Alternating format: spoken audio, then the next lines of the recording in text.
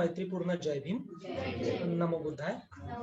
मला अतिशय आनंद होत आहे की माझ्या समोर बसलेले सर्व तरुण आणि बुजुर्ग मंडळी आणि इथे झूमवर एकत्रित झालेले जवळपास 100 लोक झूमवर एकत्रित झालेले आहेत.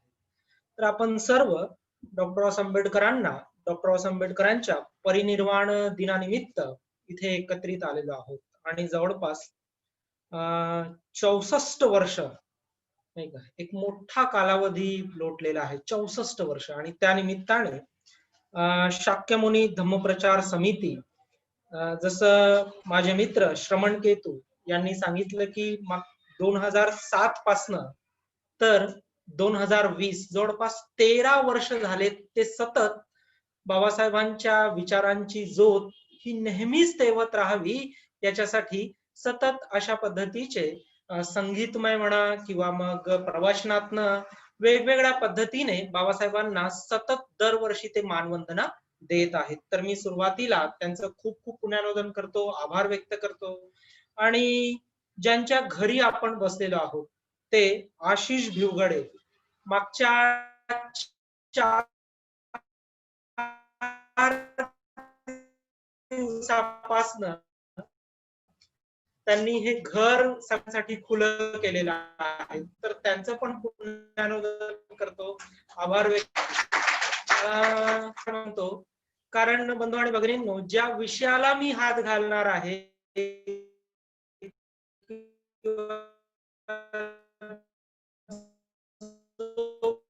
विषय आपल्या समोर मांडणार आहे त्याच्यासाठी मला वेळ पाहिजे आहे. कारण आणि खरोखरच बाबासाहेबांच्या समजून घेण्याचं झालं तर मला असं वाटतं की एक म्हणजे आजचा जो विषय आहे की डॉक्टर आंबेडकरांचा शेवटचा प्रवास,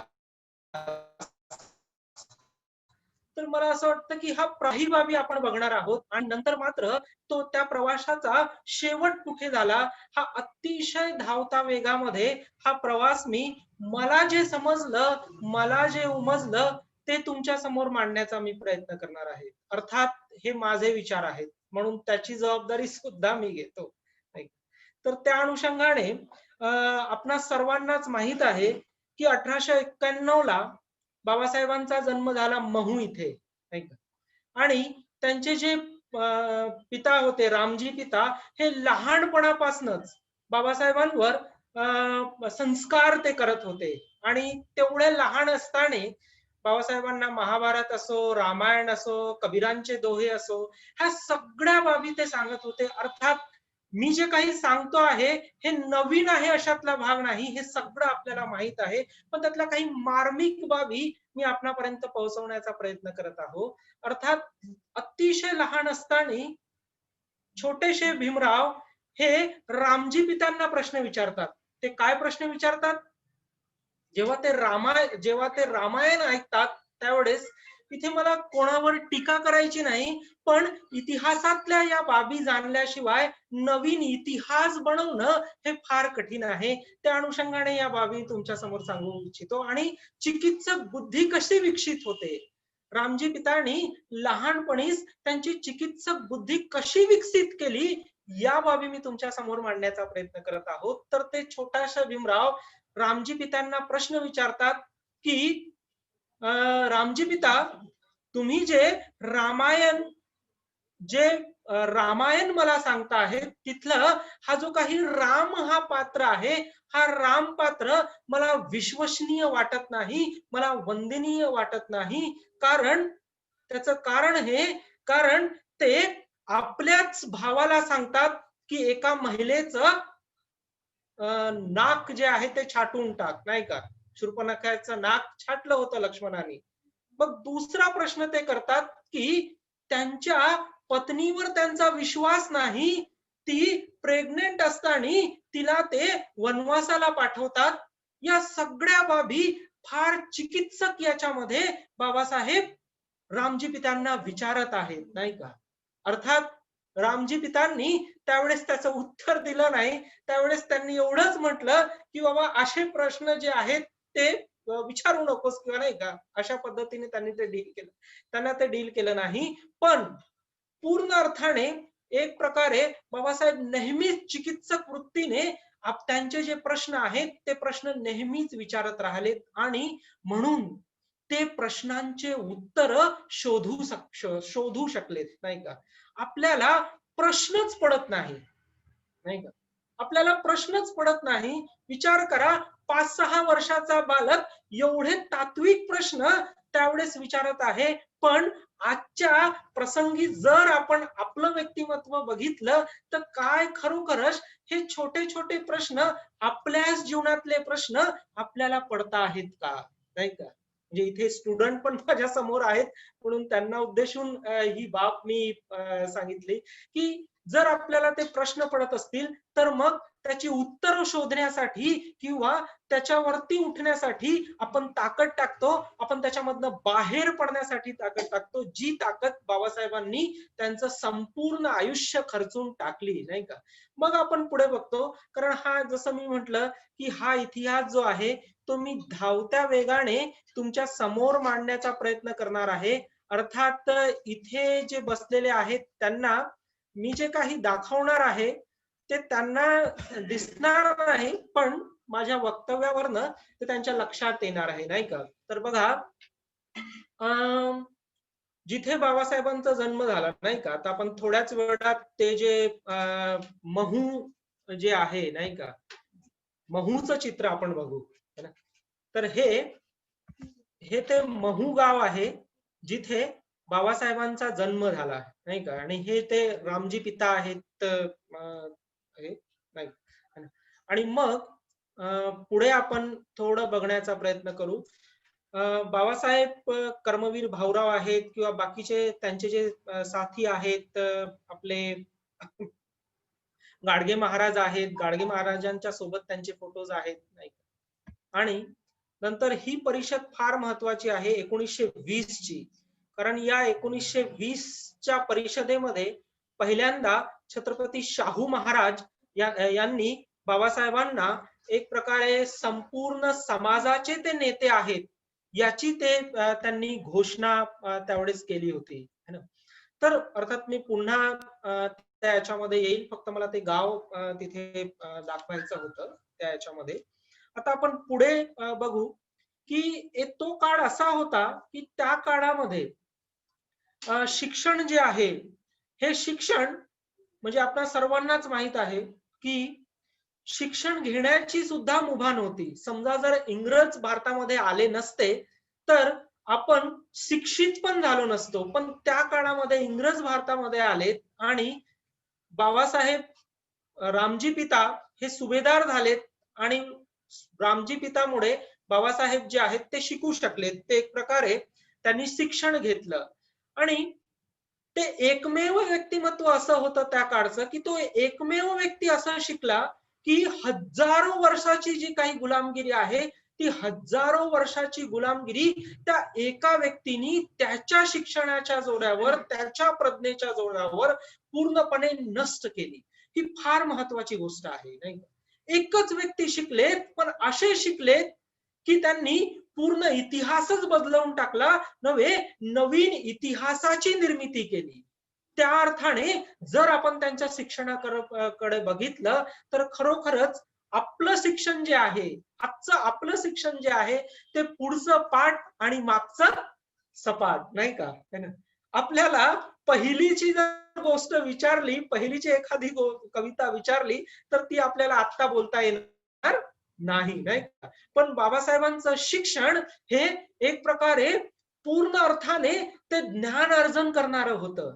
संपूर्ण बाबी त्या लक्षात ठेवत होते बाबासाहेब नाही का. तर त्या अर्थाने जर आपण बघितलं तर वय वर्ष 25 होतं बाबासाहेबांचं आणि 25 वर्षामध्ये गोल्डन वाईज हॉल मध्ये लंडनला 25 वर्षामध्ये गोल्डन वाईज हॉल मध्ये बाबासाहेबांनी 9 मे 1916 ला कास्ट इन इंडिया हा ग्रंथ जो आहे म्हणजे भारताच्या जातीची उत्पत्ती कुठून झाली आणि ते कशा पद्धतीने इथे कार्यरत आहेत, या सगळ्या बाबी 25 वर्षाच्या वयामध्ये तो प्रबंध बाबासाहेबांनी सर्व लोकांसमोर मांडला.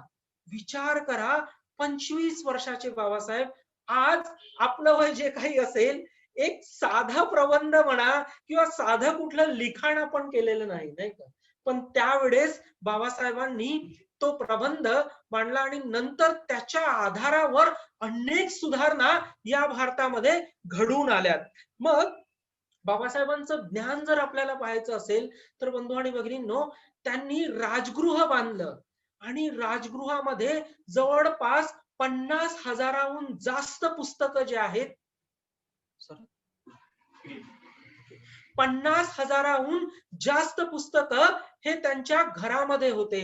आपण आपलं घर हे राहायसाठी बांधतो, पण बंधू आणि भगिनींनो, त्यांनी राजगृह बांधलं ते त्यांच्या पुस्तकांसाठी, त्यांच्या ज्ञानासाठी. ही फार महत्वाची बाब आहे.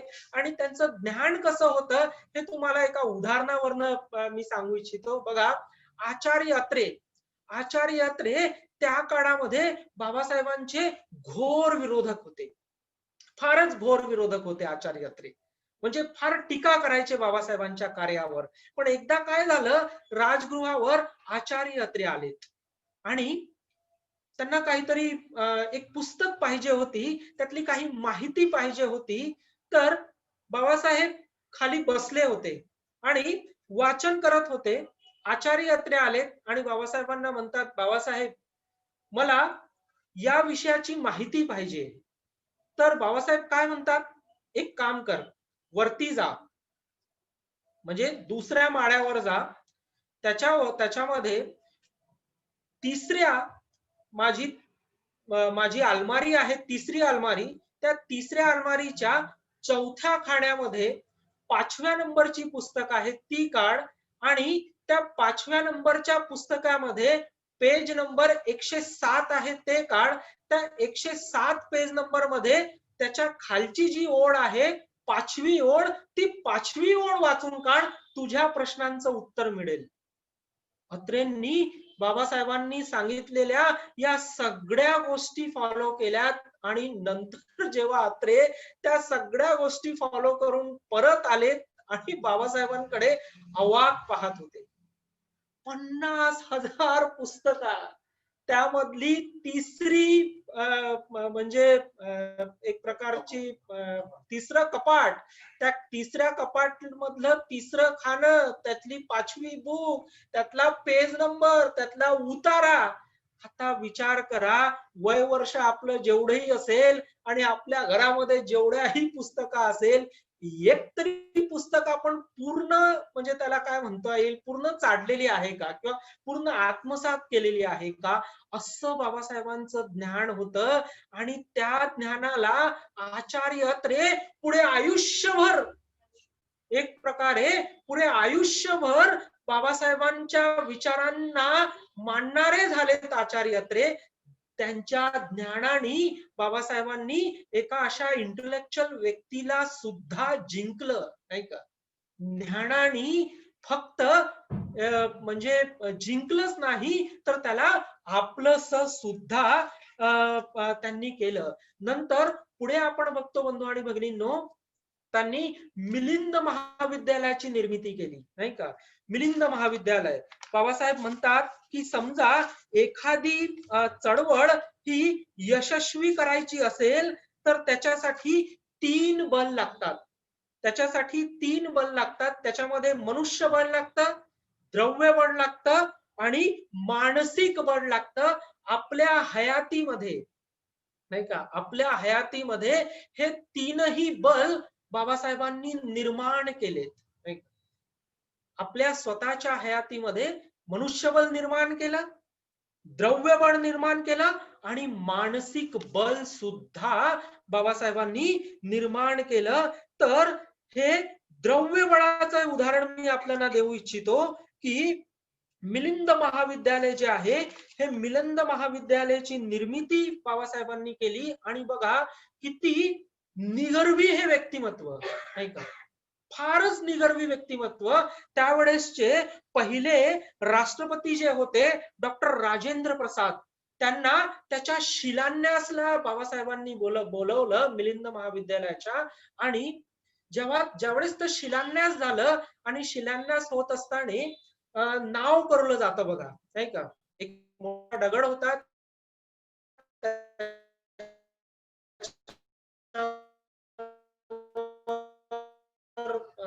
लिहिल्या होत्या आणि त्याच्यामध्ये कोणाचं नाव लिहिलं होतं, डॉक्टर यांचंच नाव लिहिलं होतं, बाबासाहेबांचं नाव लिहिलं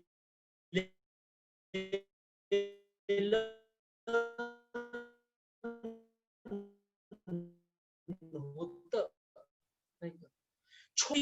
नाव राहिलं पाहिजे. पण बंधू आणि भगिनींनो, बाबासाहेबांनी एक प्रकारे असं निगर्वी व्यक्तिमत्व होतं की एवढं मोठं मिलिंद कॉलेज निर्माण केलं सगळ्यांच्या हितासाठी, ज्ञानासाठी, पण त्याच्यामध्ये आपलं कुठेही ठेवलेलं नाही.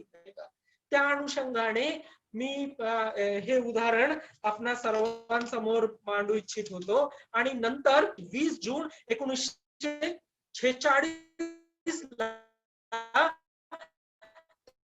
त्यांनी निर्माण केलं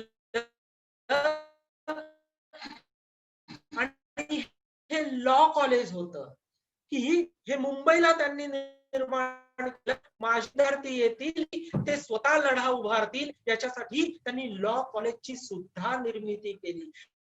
हे सगळ्या बाबी बाबासाहेब का करत आहेत?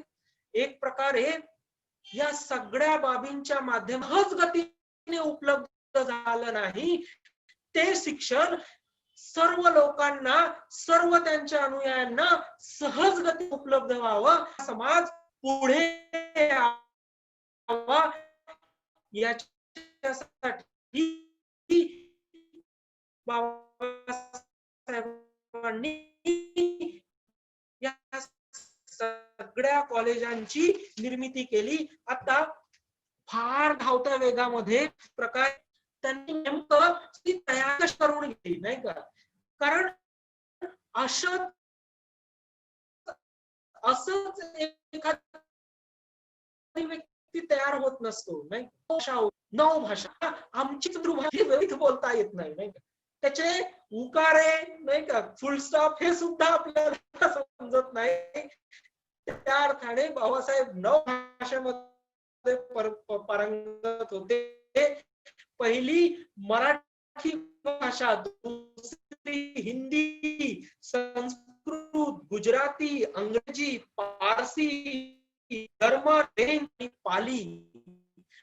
पालीची बाबासाहेबांनी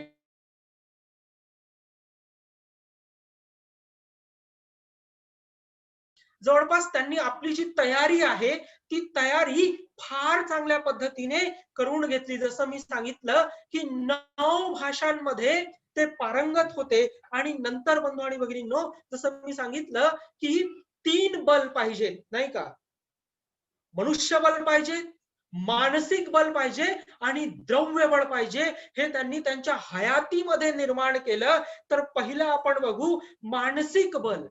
मानसिक बल कुठल्या पद्धतीने आपल्या समाजाला मिळेल याच्यासाठी बाबासाहेबांनी संसदेमध्ये जवळपास 9 बिल जे आहेत ते 9 बिल बाबासाहेबांनी पारित केले. त्याच्यामध्ये महार वेतन बिल, हिंदू कोड बिल, जनप्रतिनिधी बिल, खेती बिल, मंत्रियों का वेतन बिल, मजूरों के लिए मजुरांचा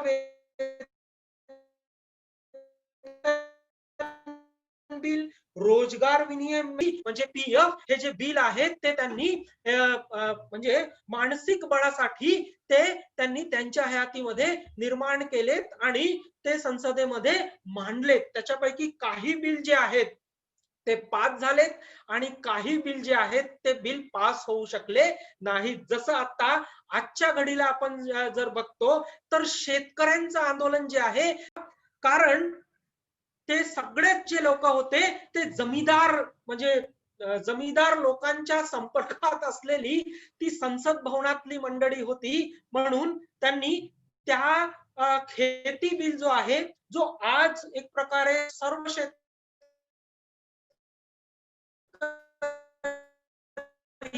रस्त्यावर उतरलेला, म्हणजे त्यावेळेस पास होऊ दिला नाही, तर त्यातल्या काही ज्या बाबी आहेत त्या मी आपल्या सर्वांच्या समोर मांडण्याचा प्रयत्न करणार आहे. तर बाबासाहेबांचे विचार काय होते त्या बिला संदर्भामध्ये, तर ते म्हणतात की शेतकरी आंदोलन शेतकरी आंदोलन 15 डॉक्टर आंबेडकर के कृषी आणि जमीन यांच्या राष्ट्रीय, तर सर्व जे जमीन आहे त्या सर्व जमिनाचं राष्ट्रीयकरण झालं पाहिजे, नाही का. सर्व जमिनाचं म्हणजे कोणाचीही एका व्यक्तीची ती जमीन असता कामा नाही, ती जमीन राष्ट्राची असली पाहिजे, हे बाबासाहेबांचे विचार होते. आणि सामूहिक शेती जी आहे, म्हणजे सामूहिक शेती झाली पाहिजे असं बाबासाहेबांचं म्हणणं होते. आणि कृषीला राज्याचा, कृषी जी आहे म्हणजे शेती जी आहे त्याला राज्याचा दर्जा देण्यात आला पाहिजे,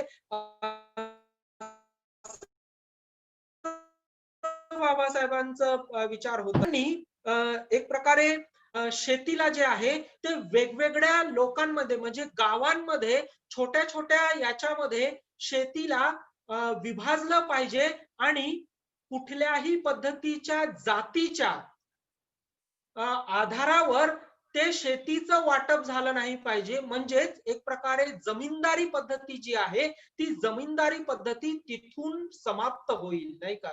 त्याच्यासाठी अशा पद्धतीचे जे विचार आहेत ते विचार बाबासाहेबांचे शेती या संदर्भामध्ये होते. बंधू आणि भगिनींनो, त्यावेळेस हे शेती बिल मंजूर झालं असतं तर खरोखरच आज जे शेतकऱ्यांना एक प्रकारे शेतकऱ्यांना जो त्रास होत आहे तो त्रास झाला नसता. आणि शेती जी आहे, कारण भारत हा कृषी प्रधान देश आहे हे म्हणण्यासाठी आहे, पण या गव्हर्नमेंटने काय केलं, या गव्हर्नमेंटने काय केलं, त्यांना त्यांच्या विचारात न घेता आपले स्वतःचे बिल पारित केले आणि ते त्यांच्यावर थोपवू इच्छित आहेत, नाही का. आणि तेही शेतकरी आहेत. एक छोटासा जोक पण आला होता, अर्थात त्या जोक मध्ये असं होतं की बाबा यांनी आतापर्यंत हिंदू मुस्लिम याच्यासाठी स्ट्रॅटेजी केली आणि आपली जी सरकार आहे ती आपली सरकार हिंदू मुस्लिम याच्यावरच त्यांनी आधारित केली, पण सरदारांविषयी त्यांनी विचार केला नाही, नाही का.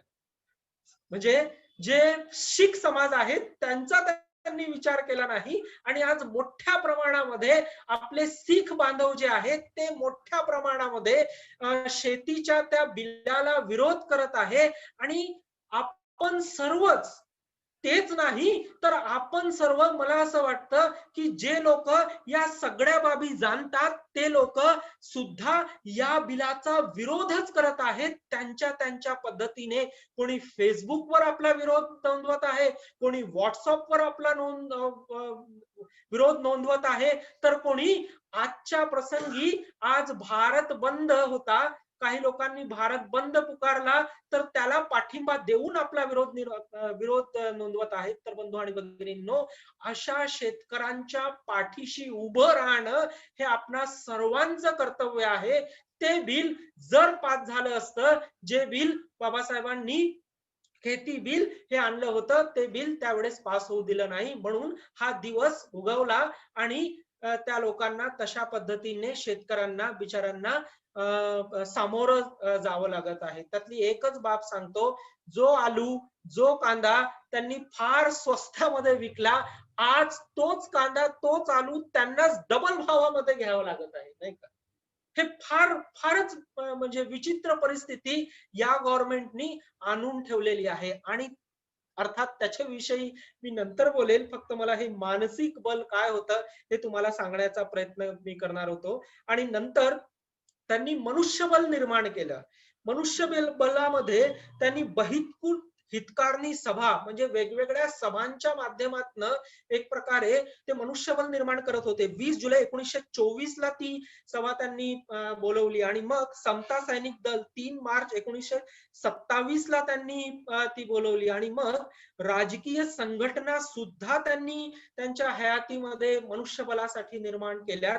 स्वतंत्र Mazdoor Party 16 August 1936, Schedule Caste Federation 9 जुलै 42 Republican Party of India 3 October 1900 म्हणजे ही रिपब्लिकन पार्टी ऑफ इंडिया त्यांच्या मृत्यूनंतर फॉर्म झाली, अर्थात त्यांच्या परिनिर्वाणानंतर हे बनली, कारण ते हयात असताना हे फॉर्म होऊ शकलेली नाही, नाही का ही पार्टी. मग नंतर शैक्षणिक संघटना द्रव्यबळ जे मी सांगितलं ते त्यांनी निर्माण केलं.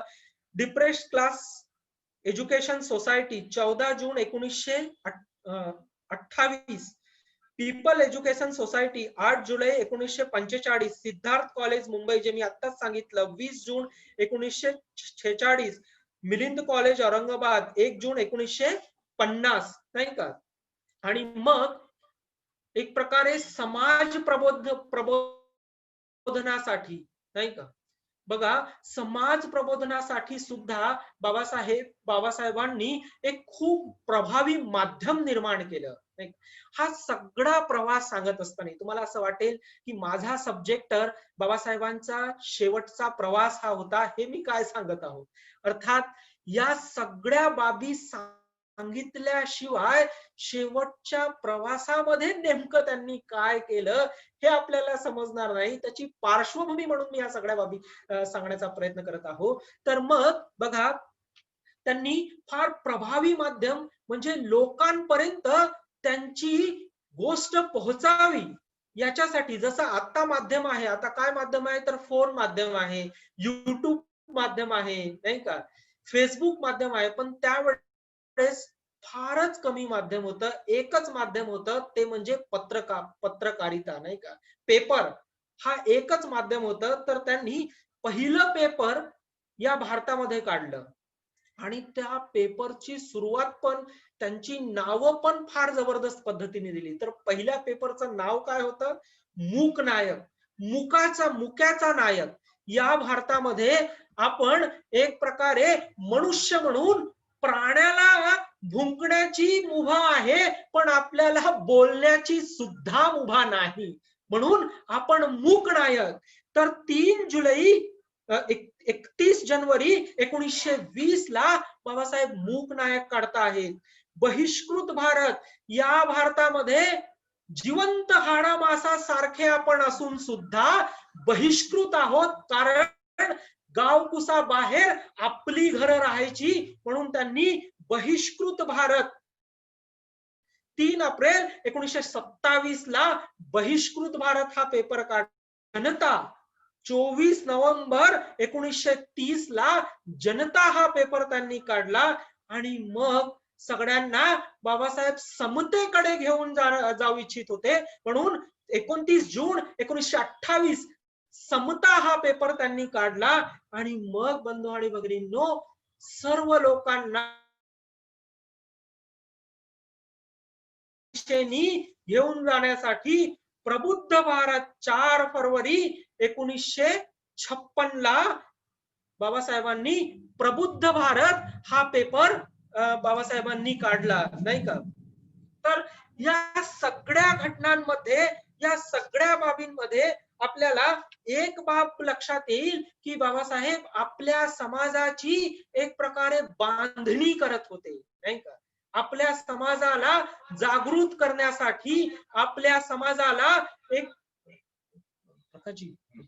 पलट आवाज येत आहे मला, ते समाजाला जागृत करण्यासाठी एक प्रकारे ते पूर्ण अर्थाने त्याची बांधणी करत होते. आणि ती बांधणी करत असताना त्यांनी जे आंदोलन केले, नाही का, ह्युमन राईट्सच्या इतिहासातलं सगळ्यात मोठं आंदोलन म्हणजे 14 तळ्याचं सत्याग्रह आहे, नाही का. पाणी हे एक प्रकारे निसर्गाची देण आहे, पण बंधू आणि भगिनींनो, इथल्या जातीय व्यवस्थेनी त्या पाण्यापासनं सुद्धा आपल्या सर्वांना वंचित ठेवलं, नाही का. पाणी पिण्याची सुद्धा आपल्याला मुभा नव्हती, नाही का. त्यांचं बस चालतं तर हे जे काही वारा आहे, तुम्ही श्वासही घेऊ शकत नाही, नाही. या स्वतंत्र भारतामध्ये पारतांत्रिक जीवन जगणारे आज आपण आहोत. बघा, इतक्या म्हणजे अॅट्रॉसिटीजच्या केसेस होत आहेत, हत्रच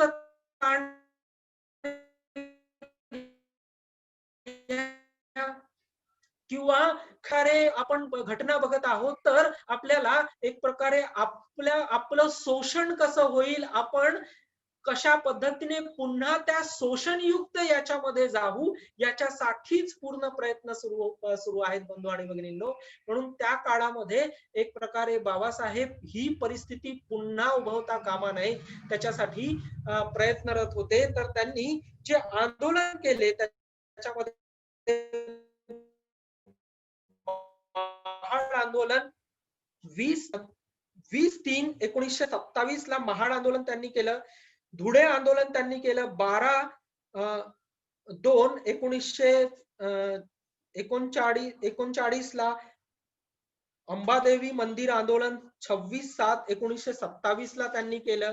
ह्या सगळ्या आंदोलनाच्या याच्यामधनं, या सगळ्या बाबींमधनं बाबासाहेब एक प्रकारे संपूर्ण समाजाला जागृत करण्याचाच प्रयत्न करत होते. एक प्रकारे संपूर्ण समाज त्याच्यामधनं बाहेर कसा येईल याच्यासाठीच प्रयत्न करत होते. कारण बघा, काळाराम मंदिरच्या बाबासाहेबांनी आंदोलन केलं. विचार करा, 5 वर्षाचे 6 वर्षाचे असताना रामाच्या चरित्रावर एवढं जबरदस्त प्रश्नचिन्ह करणारा व्यक्ती, त्याला खरोखरच त्या राम मंदिरामध्ये आपणा सर्वांना घेऊन जायचं होतं का? नाही का?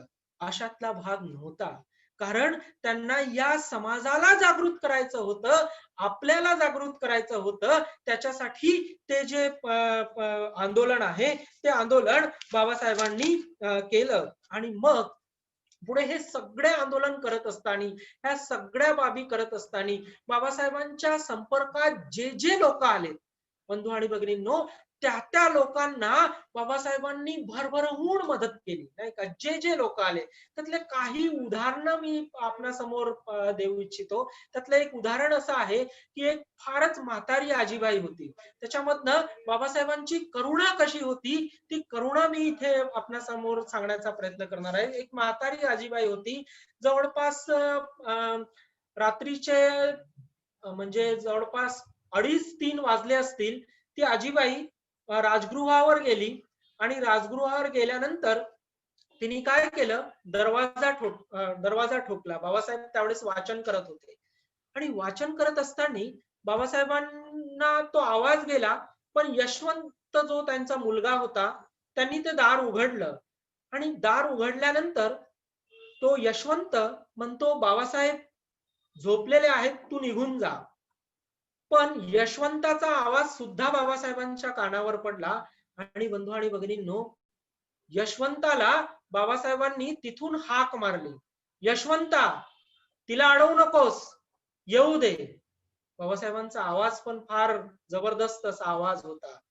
यशवंतांनी गेट उघडलं. ती आजीबाई थेट बाबासाहेबांच्याकडे गेली. बाबासाहेब वाचत होते. पुस्तक त्यांनी खाली ठेवली आणि तिच्याकडे बघितलं आणि तिला म्हणतात, काय झालं? ती म्हणते, माझा जो पती आहे तो म्युन्सिपाल्टीचा जो हॉस्पिटल आहे तिथे मरणासन्न अवस्थामध्ये पडलेला आहे, त्याला कोणीही आतमध्ये घेत नाही. किती वाजले आहेत? 2:30 वाजलेले आहेत रात्रीचे. एक म्हातारी, तिचं काही जैविक नातं नाही, तिला कधीही बघितलं नाही, तेवढ्या रात्री आपल्या ड्रायव्हरला बोलवतात आणि नंतर त्या ड्रायव्हरला सांगतात, गाडी काढ. ते स्वतः समोर बसतात, मागे त्या आजीबाईला बसवतात आणि मग त्या हॉस्पिटलमध्ये जातात, त्या म्युन्सिपाल्टीच्या हॉस्पिटलमध्ये जातात मुंबईला. त्या व्यक्तीला भरती करतात. तेवढ्या रात्री बाबासाहेब आले म्हणून ते सगळेच डॉक्टर जे आहेत ते एकदम चकित होतात आणि मग त्यांना भरती करतात आणि भरती झाल्यानंतर, पूर्ण शहानिशा झाल्यानंतर ते परत येतात. पुन्हा वाचन सुरू. विचार करा बंधू आणि भगिनींनो, आपल्याला आपल्या घरी जर 11 वाजता सुद्धा कोणी बेल वाजवली ना, तरी सुद्धा आपल्या माथ्यावर 4 रेघा येतील हो, नाही का? पण त्या व्यक्तीच्या जवळ जो गेला, त्या व्यक्तीला बाबासाहेबांनी मदतच केली. अशा पद्धतीने एक प्रकारे करुण हृदय असलेलं हे व्यक्तिमत्व होतं नव्हे, समाजासाठी स्वतःला वाहून देणारे हे व्यक्तिमत्व होतं. त्यातले एक उदाहरण मी अजून आपल्या सर्वांना सांगू इच्छितो. हे वारंवार मी हे उदाहरण याच्यासाठी आपल्या सर्वांना सांगतो कारण त्याच्यामधनं खरोखरच तशा पद्धतीने आपण जगण्यासाठी जर तयार झालोत ना, तर नंदनवन बनवू शकतो, नवसमाज निर्मिती करू शकतो. एवढी जबरदस्त बाब आहे. बघा, सायमन कमिशन या भारतामध्ये आलं आणि सायमन कमिशन हे इंग्लंडमध्ये गठीत झालं आणि मग ते भारतामध्ये आलं. त्या कमिशनच्या मुख्य बाबी काय होत्या? बऱ्याच बाबी होत्या, पण त्यातल्या काहीच बाबी मी सांगणार आहे वेळेच्या अभावी. त्याच्या मुख्य बाबी काय होत्या? त्याच्या मुख्य बाबी ह्या होत्या की या समाजाची, खास करून जे शोषित आहेत नाही का, त्या शोषित समाजाची सामाजिक स्थिती कशी आहे, राजनीतिक स्थिती कशी आहे, शैक्षणिक स्थिती कशी आहे, याच्यासाठी ते कमिशन होतं. पण त्या कमिशनला पोटाच्या बेंबीपासनं एक व्यक्ती विरोध करत होता. त्यांनी 21 वेळा या भारतामध्ये उपवास केलेत, 21 वेळा, पण एकही उपवास जाती अंतासाठी केलेला नाही. एकही उपवास जाती अंतासाठी केलेला नाही. अर्थात मला जसं मी सुरुवातीलाच म्हटलं की कोणावरही टीका करणं हा माझा हेतू नाही, पण इतिहासाचे हे दाखले दिल्याशिवाय किंवा हा इतिहास सांगितल्याशिवाय आपल्याला नेमकं काय घडलं हे समजणार नाही. म्हणून असे स्वयंघोषित महात्मा गांधी यांनी संपूर्ण भारताला त्याचा विरोध करण्यासाठी लावलं. कारण जर ते कमिशन पास झालं असतं तर आजची शैक्षणिक स्थिती ही फार वेगळी असती. बंधू आणि भगिनींनो, त्या अनुषंगाने त्यांनी तो खूप विरोध केला. फक्त बाबासाहेब एकमेव असं व्यक्तिमत्व होतं जे 3 दिवसापर्यंत रिपोर्ट लिहत होतं आणि बाबासाहेबांनी आपल्याला एका छोट्याशा कमऱ्यामध्ये बंद केलं नाही का, आणि बाबासाहेब रिपोर्ट लिहत होते. पहिला दिवस नानकचंद ऋतूच्या आठवणीमधल्या या बाबी मी आपल्या सर्वांच्या समोर सांगत आहो. माझ्या भाषेमधनं नानकचंद ऋतूंनी वेगळ्या पद्धतीने ते लिहिलं नाही का. तर पहिल्या दिवशी नानकचंद गेले, बाबासाहेबांनी काहीही खाल्लेलं नाही. दुसऱ्या दिवशी नानकचंद गेलेत, तरी सुद्धा बाबासाहेबांनी काहीही खाल्लेलं नाही. तिसऱ्या दिवशी मात्र नानकचंदांना प्रश्न पडला, रत्तूंना प्रश्न पडला की अरे असं काय झालं, 3 दिवस झाले तरी सुद्धा बाबासाहेब काहीही खात का नाही. आणि मग मात्र त्यांना राहून झालं नाही, त्यांनी तो दरवाजा उघडला मोठ्या हिमतीने. बंधू आणि भगिनींनो, हे असं व्यक्तिमत्व होतं की एखाद्या वाघेचा गुहामध्ये जाण्यासारखं नाही का. पण नारळ कसं असते, वरतून फार सक्त असते पण आतमध्ये फार ओलावा असतो आणि फार गोड असते. तर अशा पद्धतीचं हे व्यक्तिमत्व होतं. आणि मग ज्यावेळेस नानकचंद स्वतः सांगतात की नानकचंद रत्तू स्वतः सांगतात, बाबासाहेबांना ज्यावेळेस त्यांनी पाहिलं त्यावेळेस नानकचंद स्वतः ढसाढसा रडले. त्यांनी काय पाहिलं तर त्यांचा उजवा हात हा त्यांनी बांधून ठेवलेला होता आणि डाव्या हाताने लिहत होते. नानकचंद रत्तू म्हणतात, अहो बाबासाहेब, ही एवढी पीडा का देत आहात शरीराला? तर बाबासाहेब नानकचंदांना म्हणतात, अरे माझ्या उजव्या बाजूला जर पॅरालिसिस झाला तर माझ्या डाव्या बाजूनी माझ्या समाजाच्या हितासाठी हे रिपोर्ट लिहेल, पण मी ही रिपोर्ट लिहिल्याशिवाय राहणार नाही. बंधू आणि भगिनींनो, आपल्यासाठी स्वतःच्या शरीराची सुद्धा बाबासाहेबांनी पर्वा केलेली नाही. एवढी जबरदस्त तयारी त्यांनी करून ठेवली. आणि आज 21व्या शतकामध्ये त्यांनी सांगितलेल्या विचारांच्या प्रचार आणि प्रसाराची तयारी खरोखरच आपण करणार आहोत का? किंबहुना त्यांनी जे सांगितलं, जे करून ठेवलं, तर ते टिकवण्याची जिम्मेदारी सुद्धा आपण घेणार आहोत का? बंधू आणि भगिनींनो, त्या महापुरुषाचा प्रचंड असा त्याग आहे. पुढे ती रिपोर्ट त्यांनी पेश केली, पण जसं मी सांगितलं की त्या फास्ट व्यक्तींनी, ज्यांनी उपवास केले, त्या व्यक्तींनी तो काही पास होऊ दिलेला नाही, नाही का. बघा किती चतुर हे व्यक्तिमत्व होतं. ते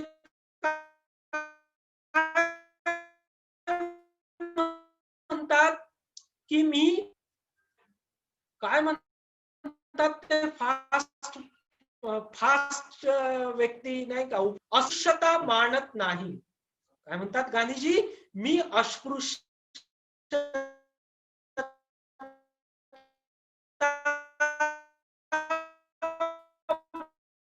मानत नाही, पण मी चातुर्वर्ण्य मानतो.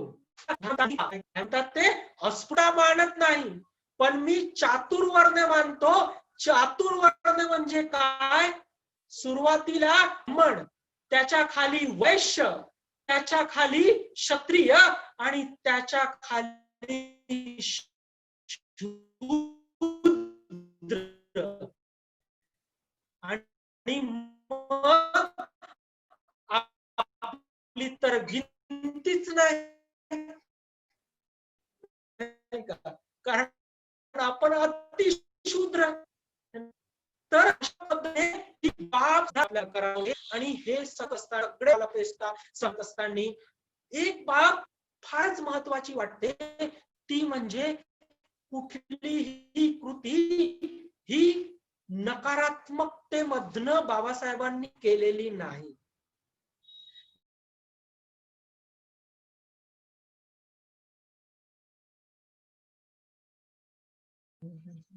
अनुमशीर सर, आपला आवाज नाही येत आहे.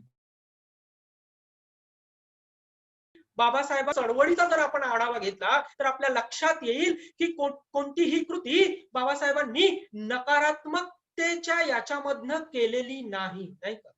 कुठलीही कृती असो, कुठलेही आंदोलन असो, कुठल्याही बाबी असो, त्याच्यामध्ये तिळमात्र ही दुसऱ्यांप्रतीची नकारात्मकता नव्हती. म्हणून बाबासाहेब हे सकारात्मक बौद्ध धर्माचं आंदोलन एवढं मोठं हे निर्माण करू शकलेत, हे मात्र फार वाखाणण्याजोगं आहे. आणि जरी ते एक प्रकारे लोकांना चेतवण्यासाठी बोलत असले, जरी ते लोकांना एक प्रकारे चेतवण्यासाठी तरी बोलत असले, तरी सुद्धा या सगळ्या बाबींमधनं बाबासाहेबांची करुणाच आपल्याला दिसते. आता बंधू आणि भगिनींनो, घडीचा काटा सुद्धा फार वेगाने धावत आहे, पण 21 तास अभ्यास करणारे बाबासाहेब, त्यांच्या बाबी अजून काही अर्धा पाऊण तास आपण ऐकू शकत नाही का? नाही का, आपल्याला तर ऐकायचेच आहेत. बाबासाहेबांनी 21 तास अभ्यास केला या सगळ्या बाबी आपणापर्यंत आणण्यासाठी. आणि म्हणून मी फार धावत्या वेगामुळे, जसं मी म्हटलं ना की हा एवढा मोठा पर्वत आहे, आणि या पर्वतावर कोणी मला जर सांगेल की 40 मिनिटांमध्ये 1 तासामध्ये तुम्ही चढा, तर मी त्या पर्वताच्या, मीच काय तुम्ही आपण सर्व त्या पायथ्याशीही पण जाऊ शकणार नाही हो, नाही का. संपूर्ण जीवन जरी समर्पित केलं तरी सुद्धा त्याचा पायथा गाठता येणार काय हे मला माहित नाही. पण एक मात्र निश्चित आहे, जे समजलं, जे उमजलं ते इतरांपर्यंत इमाने इतबारे प्रामाणिकपणे जर आपण घेऊन जाऊ शकलो, तर निश्चितच ही जी काही बाबासाहेबांनी निर्माण केलेली चळवळ आहे, ही चळवळ अधिक गतीने आपण पुढे घेऊन जाऊ शकतो. तर बंधू आणि भगिनींनो, आता मी एक प्रकारे शेवटच्या त्यांच्या त्या प्रवासाकडे वळणार आहे. आणि शेवटच्या प्रवासामध्ये जसं आपण सर्वांना माहीतच आहे की शैक्षणिक कार्य केलं, सामाजिक कार्य केलं, राजनैतिक कार्य केलं, आणि राजनैतिक कार्यामध्ये सुद्धा एवढं छडलं हो, एवढं छडलं. दुसऱ्यांनी तर छडलं, पण आपल्या लोकांनी सुद्धा काहीही कसरत केलेली नाही. थोडी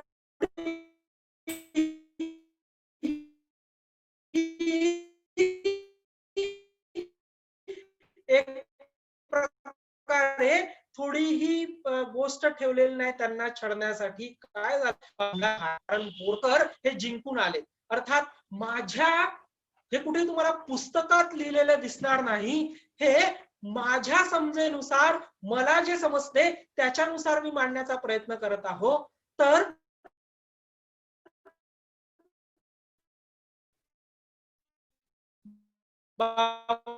ते नुसतंच राजकारण, एक आहे जातीचं आणि पोटजातीचं राजकारण होतं. कारण मी तुमचा जीके वाढवू इच्छित नाही म्हणून आणि संपूर्ण आयुष्य ज्यांची जात नाहीशी करण्यासाठी घालवली अशा बाबासाहेबांना सुद्धा पोट जातींमधनं पडलेत. हीच बाब मी एका 14 एप्रिलच्या सभेमध्ये सांगितलं आणि त्या विशिष्ट पोटजातीचा एक व्यक्ती उभा झाला आणि तो मला काय म्हणतो, अहो तुम्ही आमच्याच पोटजातीविषयी का बोलता? बंधू आणि भगिनींनो, 21व्या शतकामध्ये आपण आहोत. जात नाहीशी करण्यासाठी एक प्रकारे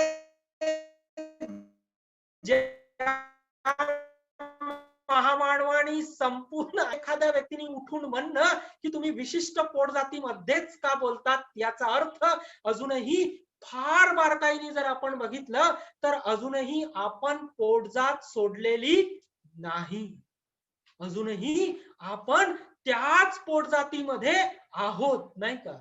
आपले विहार असोत किंबहुना आपले समारंभ सुद्धा काही लोक पोटजातीनुसार करत आहेत. बंधू आणि भगिनींनो, तर आता आपल्याला विचार करायचा आहे की आपला प्रवास कुठल्या दिशेने आपल्याला वळवायचा आहे, नाही का? त्या प्रबुद्धत्वतेच्या दिशेने वळवायचा आहे की त्या जातीय मानसिकतेकडे आपला प्रवास वळवायचा आहे? ही बाब मला असं वाटतं की तरुण तर आहेतच पण सर्वांनाच विचार करणारी बाब आहे. आणि मग बाबासाहेब जसं मी सांगितलं की तिथून हरलेत पण खचले नाहीत, नाही का? नंतरच्या याच्यामध्ये आपल्या सर्वांनाच ती बाब पण माहित आहे की कॉन्स्टिट्यूशन असेंब्लीमध्ये ज्यावेळेस सरदार वल्लभभाई पटेल यांनी म्हटलं की मी या सगळ्या म्हणजे दार बंद करेल आणि बाबासाहेब म्हणजे एक छोटासा झरोका सुद्धा ठेवणार नाही की बाबासाहेब तिथून आतमध्ये शिरतील. पण बंधू आणि भगिनींनो, सूर्याच्या प्रकाशाला कोणीही थांबवू शकत नाही, नाही का? बाबासाहेब हे सूर्यप्रकाश होते, त्याच्या किरणाला कोणीही थांबवू शकत नाही.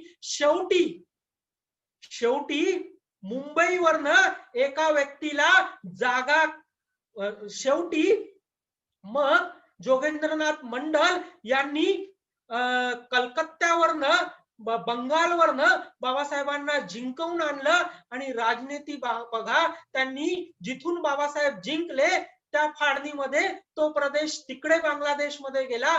पुन्हा बाबासाहेब त्या कॉन्स्टिट्यूशन असेंब्लीमध्ये येऊ शकले नाहीत. मग नेहरूंनी मुंबईची एक सीट खाली केली, त्यांचं नाव मला आता इथे आठवत नाही, आणि तिथून बाबासाहेबांना ती सीट देण्यात आली आणि मग बाबासाहेब कॉन्स्टिट्यूशन असेंब्लीमध्ये आले. आणि असं संविधान बाबासाहेबांनी लिहिलं की जे संविधान संपूर्ण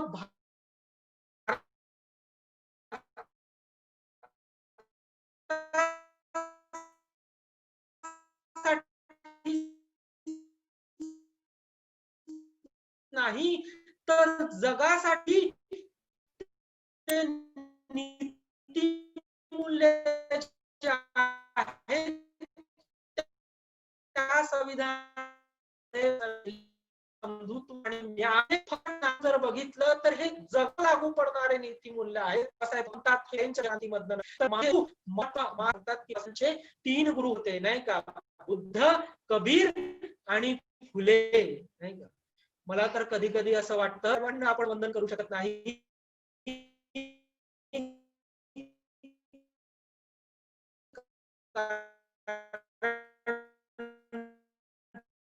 फुलेंचं पण कार्य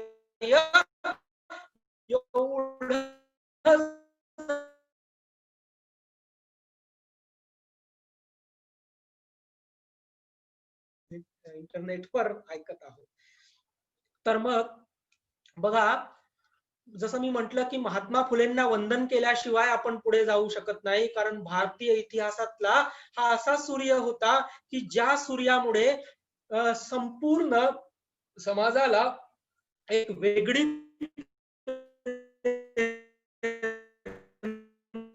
मिळाली.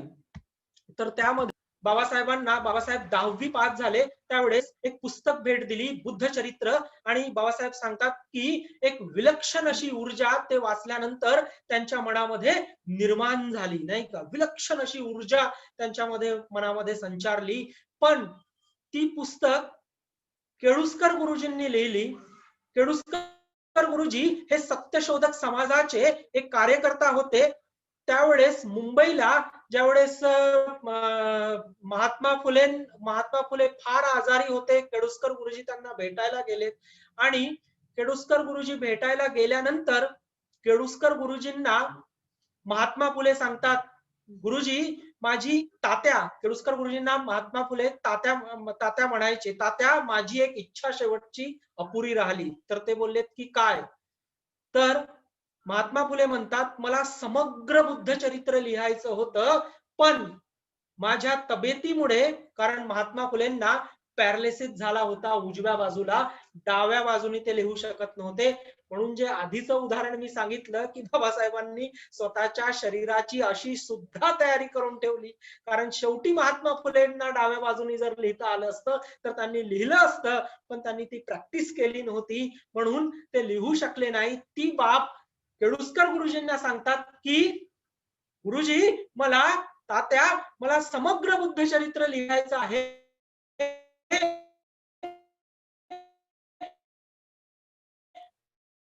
माझ्या तब्येतीमुळे मी ते लिहू शकत नाही, माझी अशी इच्छा आहे की ते तुम्ही लिहावं.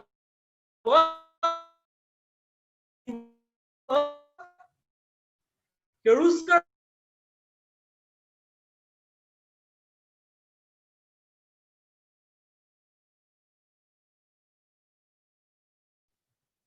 सर आपला आवाज नाही येत आहे. तर जसं मी सांगितलं की बाबा केळुस्कर गुरुजी हे पुस्तक लिहितात, बाबासाहेबांना ते पुस्तक देतात, आणि मग बंधू आणि भगिनींनो, त्याचं एक बाब आपल्याला लक्षात येईल की महात्मा फुलेंचं आणि बाबासाहेबांचं किती जैविक नातं होतं, फारच जबरदस्त असं नातं होतं. त्या अनुषंगाने मी हे उदाहरण आपल्या समोर सांगितलं. आणि मग हा सगळा प्रवास करत असताना हे सगळे एक प्रकारे हाल अपेष्टा सहन केल्यानंतर बाबासाहेब एक प्रकारे शेवटच्या त्यांच्या त्या प्रवासामध्ये येतात. आणि तो शेवटचा प्रवास म्हणजे बघा, त्यांच्या त्या शेवटच्या प्रवासामध्ये सगळंच केलं, सगळ्या बाबी केल्या, आणि मग शेवटी बाबासाहेब काय म्हणतात की आता मात्र मी धर्मांतर करणार आहे. 1935 ला बाबासाहेबांनी घोषणा एवढ्यामध्ये केली होती की मी हिंदू म्हणून जन्माला आलो, हे माझ्या हातात नाही, पण मी हिंदू म्हणून मरणार नाही, हे माझ्या हातात आहे, नाही का. आणि मग 1936 ला त्यांनी मुंबईला एक महार परिषद घेतली होती, जिथे जवळपास 50,000 महार लोकांची ती परिषद होती. आणि त्याचा जो स्टेज होता 500 लोक बसू शकतील एवढा मोठा तो स्टेज होता. आणि त्याला 3 दरवाजे त्यांनी दिले. पहिल्या दरवाजाला महाड दरवाजा, दुसऱ्या दरवाजाला त्यांनी पहिला महाड दरवाजा, दुसरा दरवाजा रमा,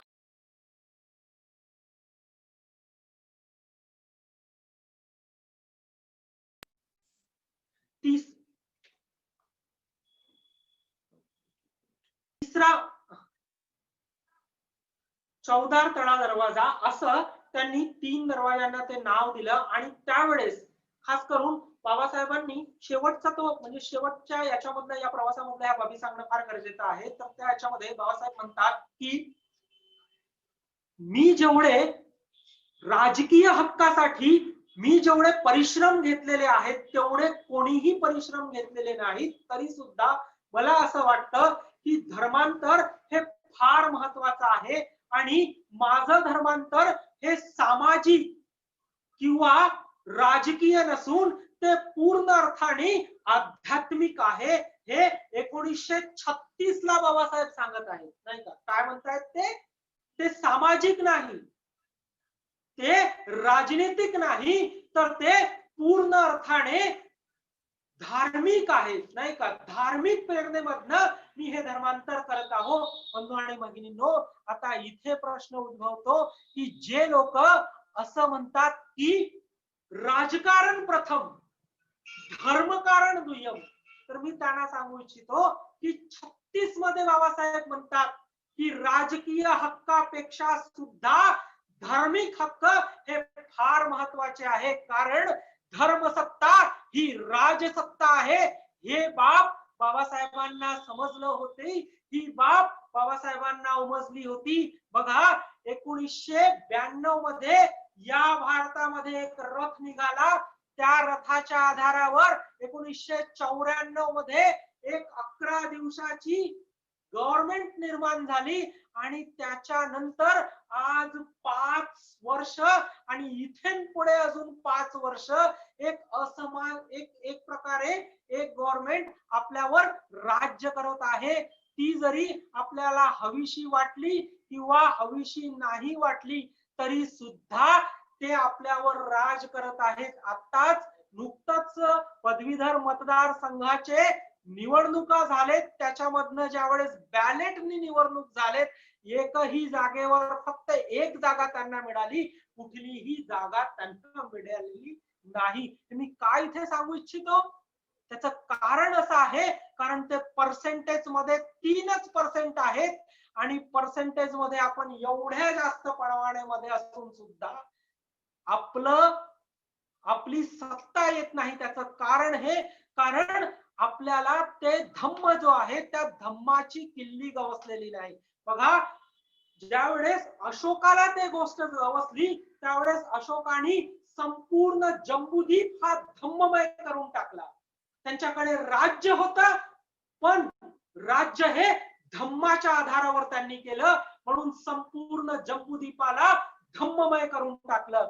ज्याच्याकडे धम्माच्या आधारावर राज्य राहील तो राज्य करू शकेल, पण या लोकांनी खोट्याच्या आधारावर राज्य निर्माण केलं आणि आपल्याला आज बघतो आहेत शेतकरी आंदोलन असो, शिक्षकांचं आंदोलन असो किंवा अनेक प्रकारचे सोशलीकरण असो, या लोकांनी कुठल्याच पद्धतीचं मानवीय मनुष्य हा जिवंत राहील या भारतामध्ये असं काहीही ठेवलेलं नाही. एवढ्या जबरदस्त पद्धतीने प्रतिक्रांती सुरू आहे.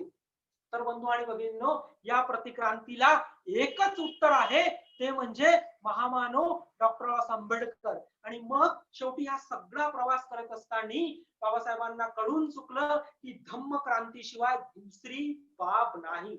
मग काय करतात बंधू आणि भगिनींनो, बाबासाहेब 14 ऑक्टोबर 1956 ला आपणा सर्वांना त्यांनी काय म्हटलं, 35 ला घोषणा केलेली 21 वर्षाचा तो अभ्यास, आणि 21 वर्षाचा अभ्यास हा शेवटच्या क्षणाला येऊन पोहोचला. जसं मी सुरुवातीलाच म्हटलं, 21 तास अभ्यास केला. आपल्याला किती तास ऐकायचं आहे? अर्धा तास, 40 मिनिटं, 1 तास किंवा 2.5 तास, नाही का? बरोबर आहे, पण 2.5 तास मी घेणार नाही, घाबरू नका. तुमच्या जेवाच्या वेळेवर मी सोडेल. 9 वाजता जेवतात काही लोक. तर मग नंतर बाबासाहेबांना एक प्रकारे 1956 ला त्यांनी ती दीक्षा केली आणि त्या दीक्षेचा प्रसंग पण फार जबरदस्त होता, फारच जबरदस्त. हे शेवटचा प्रवास आहे हा त्यांचा बाबासाहेबांच्या याच्यामधला. आणि शेवटच्या याला शेवटी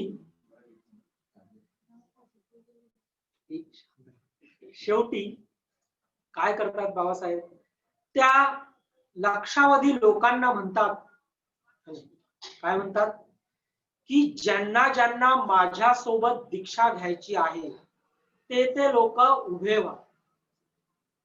बघा शब्दप्रयोग बघा, फारच जबरदस्त आहे. ज्यांना ज्यांना माझ्या सोबत दीक्षा घ्यायची आहे. सुरुवातीला काय केलं, गुरु चंद्रमणींच्या हस्ते त्यांनी स्वतः दीक्षा घेतली आणि नंतर त्यांनी काय केलं, स्वतः त्यांनी दीक्षा दिली.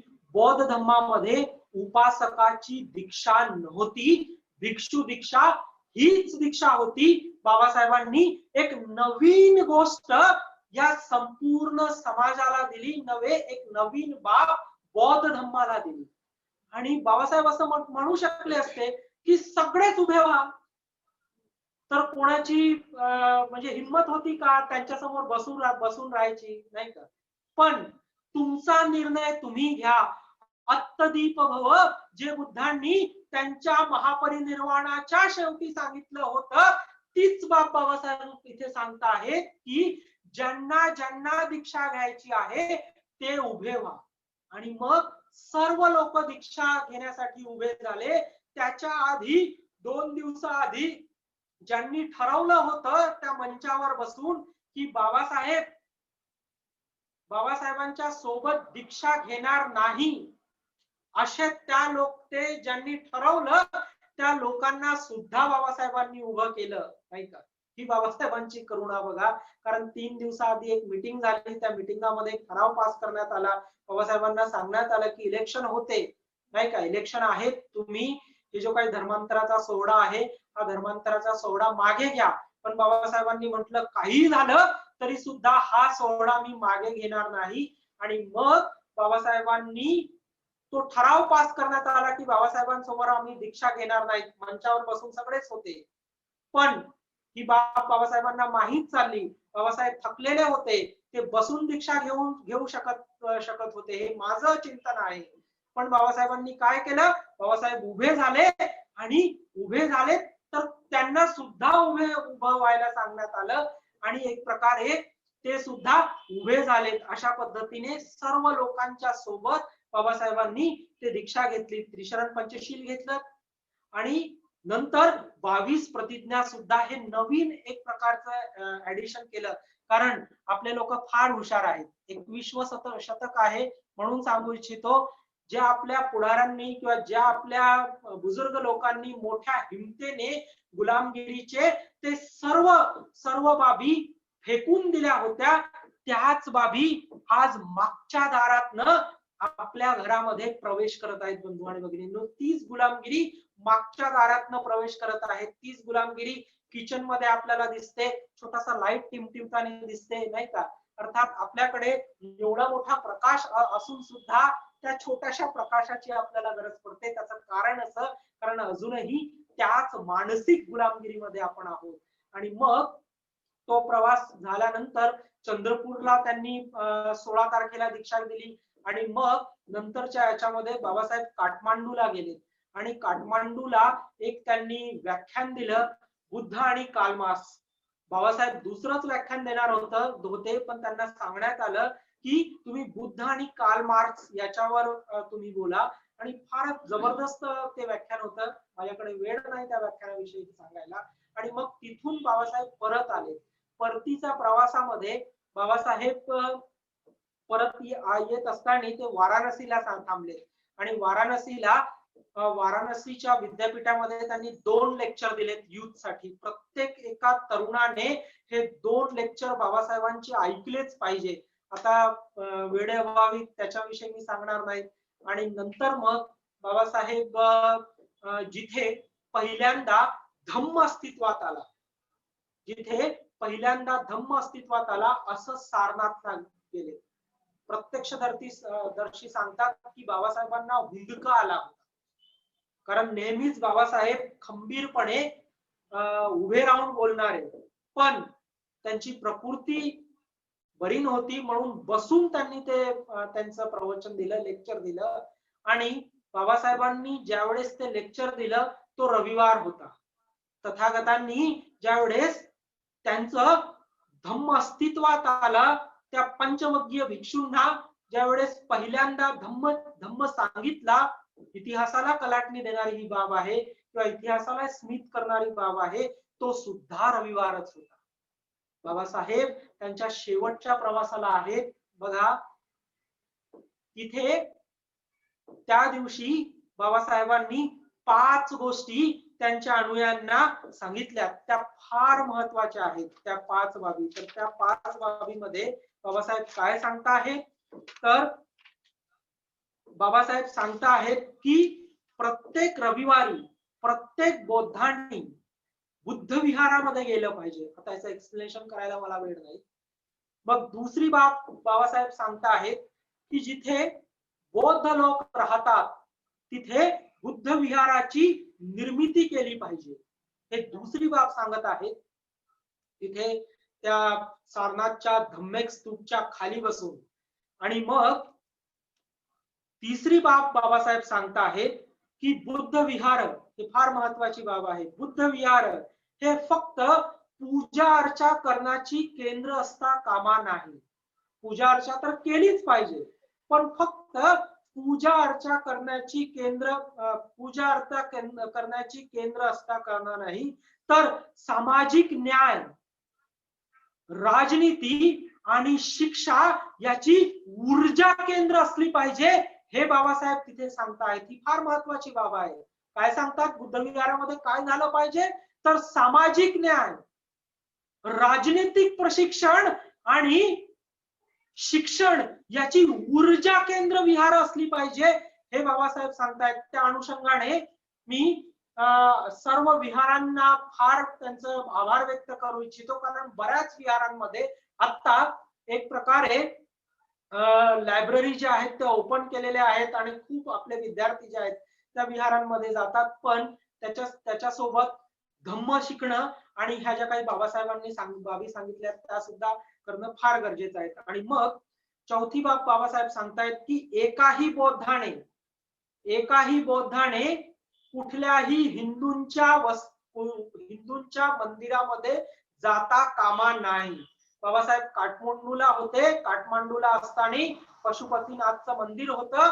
काही लोकांनी सांगितलं की बाबासाहेब एवढ्या लांब आलात, या पशुपतीनाथच्या मंदिराला व्हिजिट करा. तिथे बाबासाहेब काय म्हणतात, नथी मे शरणेंगय्यम बुद्धो मे शरणं वरं एतेन सज्जवद्देन हो तुम्ही म्हणजे बुद्ध धम्म आणि संघाशिवाय मला दुसरं कोणतंही शरणास्थान नाही. दर्शनिक याच्यामध्ये सुद्धा बाबासाहेब ते त्या पशुपतीनाथच्या मंदिरामध्ये गेलेले नाहीत, नाही का. पण आपण मात्र पाहण्यासाठी का असो ना, तर कुठे जातो, हेच आपल्या इकडे देवी आहे नाही का, कोराडीची देवी आहे, कुठल्या वेगवेगळ्या देवी आहे किंवा याच्यामध्ये आपण जात असतो. पण इथे बाबासाहेब सांगतात की एकाही बौद्धाने कुठल्याही हिंदूंच्या मंदिरात जाता कामा नाही. आणि मग तिसऱ्या पाचवी बाब ते सांगता आहेत की मला जर आयुष्य मिळालं तर मी बंगाल, कलकत्ता, दिल्ली आणि मुंबई या महानगरांमध्ये बुद्ध विहारांची निर्मिती करेल. काय सांगतायत, मी बंगाल, कलकत्ता आणि दिल्ली याच्यामध्ये बुद्ध विहारांची निर्मिती करेल. आणि मग बंधू आणि भगिनींनो, शेवटच्या याला ते 26 अलीपूर रोड त्यांच्या घरामध्ये ते येतात. हा सगळा प्रवास दौरा संपवून 26 अलीपूर रोड या शेवटच्या याच्यामध्ये येतात. आणि 2च दिवस आहेत. त्या 2 दिवसाच्या काही बाबी मी सांगून आपली रजा घेणार आहे. ते म्हणजे शेवटी म्हणजे 4 तारखेची ती घटना, त्यांचा जो स्वयंपाकी असतो सुदामा, तो सुदामा येत नाही का, म्हणजे जेवण बनवायला येत नाही. तर बाबासाहेबांना असं वाटतं की का तो आला नाही का. हे मी तुम्हाला जे सांगत आहे ते धनंजय कीरनी जे समग्र बाबासाहेबांचं चरित्र लिहिलं, त्याच्यामध्ये तो शेवटचा प्रवास हा जो म्हणजे हे ज्या बाबी लिहिलेल्या आहेत त्यातल्या बाबी आहेत. तर मग बाबासाहेबांना वाटते की 2 दिवस झाले सुदामा का आला नाही, तर सुदामाला रत्तूंच्या खांद्यावर हात टाकतात आणि बघायला जातात. बघा, म्हणजे एका म्हणजे आता मिनिस्टर बाबासाहेब नाही का, एवढ्या मोठ्या पदावर राहिले, पण त्यांच्या सोबत असलेल्या लोकांची सुद्धा त्यांना किती काळजी. आणि मग ते सुदामाच्या घरी जातात. जसं सुदामा त्यांना बघतो, तर तो मराठीतला फार सुंदर शब्द आहे, तो काय म्हणतो, धनी आले नाही का, धनी आले. आणि तो खूप खुश होतो. आणि नंतर त्याचा चेहरा सुद्धा पडतो, कारण त्याची जी वाईफ आहे ती अंथरुणावर पटलेली असते आणि तो सुदामा सुद्धा बिमार असतो. आणि बाबासाहेबांना म्हणतो की बाबासाहेब, माझी जी पत्नी आहे ती बरी नाही, माझी पण तब्येत बरी नाही, समजा म्हणजे तिच्या आधी मी गेलो तर तिचं कसं होईल. बाळासाहेब त्याला म्हणतात की घाबरू नकोस, मी औषधी पाठवतो तो घ्या ती घे, ती पण बरी होईल आणि तू पण बरा होशील. आणि तिथून रत्तूच्या खांद्यावर हात टाकतात. 4 तारखेची ती घटना आहे आणि ते परत येतात. आणि परत येत असताना बंधू आणि भगिनींनो, बाबासाहेब रत्तूंना काय म्हणतात ते फारच मार्मिक शब्द आहेत. ते काय म्हणतात, रत्तू बघ, सुदामाला सुद्धा त्याच्या मृत्यूची भीती वाटायला लागली. 4 तारखेला म्हणतायत बाबासाहेब, सुदामाला सुद्धा त्याच्या मृत्यूची भीती वाटायला लागली, पण मात्र मी मृत्यूला भेट नाही. मृत्यू कधीही आला तरी सुद्धा मी तयार आहे, पण मी जे कार्य हातात घेतलं ते कार्य मला पूर्णत्वास नेल्याशिवाय मी मृत्यूला कवटाळणार नाही. नाही का, ही बाब रत्तूला सांगता आहेत. आणि मग रत्तू बाबासाहेबांना घेऊन येतो आणि मग 5 डिसेंबरला काही लोक त्यांना भेटायला येतात. ते पण फार इंटरेस्टिंग बाब आहे की जैन समाजाची लोक त्यांना भेटायला येतात काही, आणि ते काय म्हणतात बघा, जैन समाजाची लोक बाबासाहेबांना म्हणतायत की बाबासाहेब, आमच्या या जैन मुलींना काहीतरी सांगावं, हे फारच कर्मठ आहेत, कुठल्याच पद्धतीचा बदल करत नाही, तुम्ही काहीतरी सांगा. मग बाबासाहेब म्हणतात की माझी जर प्रकृती बरी राहिली, कारण 6 तारखेचा तो कार्यक्रम होता, माझी जर प्रकृती बरी राहिली तर मी येईल. नाही का, 5 तारखेची ही घटना होती. आणि मग शेवटची ती बाब आहे. आणि मग बंधू आणि भगिनींनो, शेवटी 5 तारखेला बाबासाहेब काय करतात, बुद्ध आणि त्याचा धम्म जे आहे त्याची प्रतिकृती जी आहे ते लिहितात, त्याची प्रस्तावना लिहितात. तो सगळा त्यांचं काम, लिखाणाचं काम सुरू राहते. नानकचंद रत्तू बाहेर निघायला निघतात, पण त्यांना ते परत बोलवतात, परत ते टाईप करून घेतात त्याची प्रस्तावना. आणि त्याच वेळेस त्यांचा जो नौकर असतो सुदामा, तो सुदामा त्यांना जेवायला बोलवतो. ते थोडस खातात आणि त्रिशरण पंचशील जे आहेत ते त्रिशरण पंचशील बाबासाहेब म्हणतात, नाही का, 5 तारखेला. आणि नंतर रेडिओवर सुंदर असं गीत राहते, म्हणजे त्या गीत सुरू राहते, चल कबीरा उठा तेरा डेरा, चल ले चल भवसागर पार. हे कबीर महाराज, खूप झालं, खूप झालं, आता मात्र सहन होत नाही, झालेली ते सर्वच कार्य मी पार पाडलेले आहेत, आता मात्र हा देहरूपी डेरा जो आहे, हा देह जो आहे तो आता घेऊन जा, या भवसागराच्या पार घेऊन जा. हे ज्या ओळी आहेत बाबासाहेबांच्या शेवटच्या ओळी होत्या, चल कबीरा उठा तेरा डेरा, चल ले चल भवसागर पार, हे बाबासाहेब म्हणतात. आणि मग शेवटी 2:30 वाजताची ती घटना असेल, बाबासाहेबांनी या जगाचा निरोप घेतला. बंधू आणि भगिनींनो, बाबासाहेबांचा काहीक निरोप झाला, नाही का, काहीक निरोप बाबासाहेबांचा झाला. आणि शरीराला या मर्यादा आहेत, नाही का, शरीर आपण धारण केलं त्याला मर्यादा आहेत, पण विचारांना मर्यादा नाही. बाबासाहेब रानडे, गांधी आणि जिना याच्यामध्ये म्हणतात, महापुरुष हा दोनदा मरत असतो, एक त्याचं कायिक मरण होतं आणि दुसरं हे त्यांनी सांगितलेल्या बाबींचा जेव्हा त्याचे अनुयायी पालन करत नाही त्यावेळेस त्याचं वैचारिक मरण होतं, आणि हे त्याचं खरं मरण असतं. आता 21व्या शतकामध्ये मी आपणा सर्वांना विचारू इच्छितो की काय आपल्याला बाबासाहेबांचं वैचारिक मरण होऊ द्यायचं आहे का? काय एवढी मोठी बाब आपण स्वीकारणार आहोत का? नाही, काय खरोखरच त्यांचं वैचारिक मरण होऊ द्यायचं आहे? जर त्यांचे विचार आपण जिवंत ठेवू शकलो नाही तर बाबासाहेबांचं वैचारिक मरण होईल, आणि ते वैचारिक मरण दुसरे तिसरे कोणीही करणार नाही, तर ते आपणच असणार आहोत. म्हणून बंधू आणि भगिनींनो, इथून पुढे वागत असताना, बोलत असताना, इथून पुढे एक प्रकारे आपला प्रवास करत असताना, कारण मनुष्य जीवन हा फार दुर्लभ आहे, आपण किती जगलो हे महत्वाचं नाही, पण आपण कसं जगलो हे फार महत्वाचं आहे. त्या अनुषंगाने बाबासाहेबांचं संपूर्ण जीवन जर बघितलं तर ते समाजासाठी, दुसऱ्यांच्या हितासाठी, दुसऱ्यांच्या सुखासाठी एक प्रकारे त्यांनी वाहून दिलेलं हे जीवन आहे. आणि अशा या बाबासाहेबांच्या जीवनाला आपल्याला जर पुढे घेऊन जायचं असेल तर ही जी काही प्रतिज्ञा आहे ही प्रतिज्ञा करणं फार गरजेचं आहे. एवढी आपण प्रतिज्ञा करू. आपण जिथे असू, जर आपण घरी असू, लाईव्ह ऐकत असू, तर आपण आपल्या जागेवर उभं राहू आणि या व्यक्तीला, या महामानवाला एक प्रकारे या प्रतिज्ञेच्या रूपाने आपली मानवंदना देऊ आणि निर्धार करू की शेवटच्या श्वासापर्यंत ही प्रतिज्ञा आपण कधीही विसरणार नाही. तर आपण सर्व लोक जिथे उभे आहात, घरी असाल तर घरी सुद्धा आपण उभं राहू शकतो. शेवटची ही आपण प्रतिज्ञा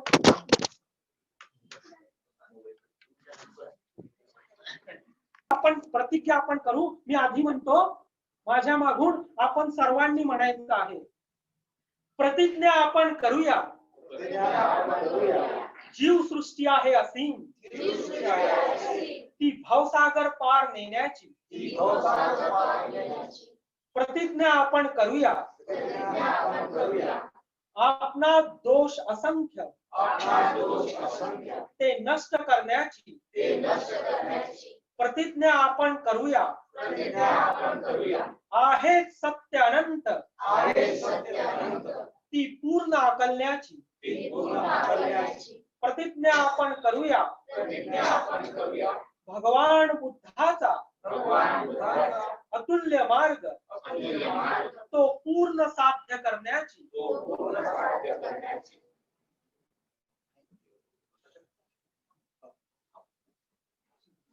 तर धन्यवाद आपण सर्वांनी मला एवढं इतक्या वेळपर्यंत ऐकून घेतलं. आणि या समितीचं पण मी पुनर्वलन करतो, आभार व्यक्त करतो आणि इथेच थांबतो. नमो बुद्धाय. जय हिंद.